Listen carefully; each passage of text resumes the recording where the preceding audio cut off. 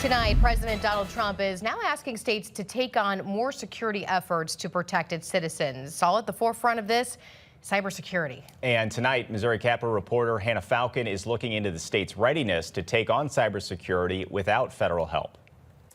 As technology advances, so does internet crimes. Cybersecurity, for the large part, it is a technical problem, but it's more of a human problem as well. Dr. Shane Guo heads up the IT and cybersecurity department at Missouri State University. He tells me cyber attacks are increasing with time. At the state level, that means more chances for delays or disruptions in public services or having your information stolen. Although we may not feel the impact to our personal life, it is happening.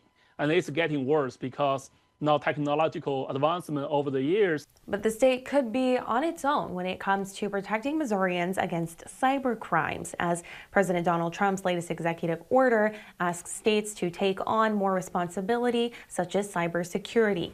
Can Missouri handle it? Guo feels Missouri is as prepared as most states. Like most states, a lot of them are dealing with outdated hardware. You have legacy systems. You have this impression they're a little bit slow to adapt.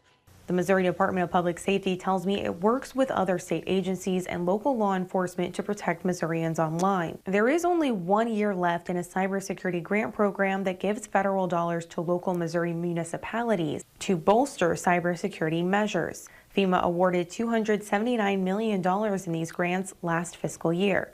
One possible deficiency is Missouri's Cybersecurity Commission that does not have any members.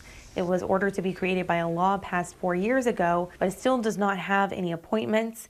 8 members need to be appointed by the governor and the others by various departments. But DPS tells me it has not received any official word from the federal government about any additional responsibilities. Reporting in Jefferson City, I'm Hannah Falcon. Drone 4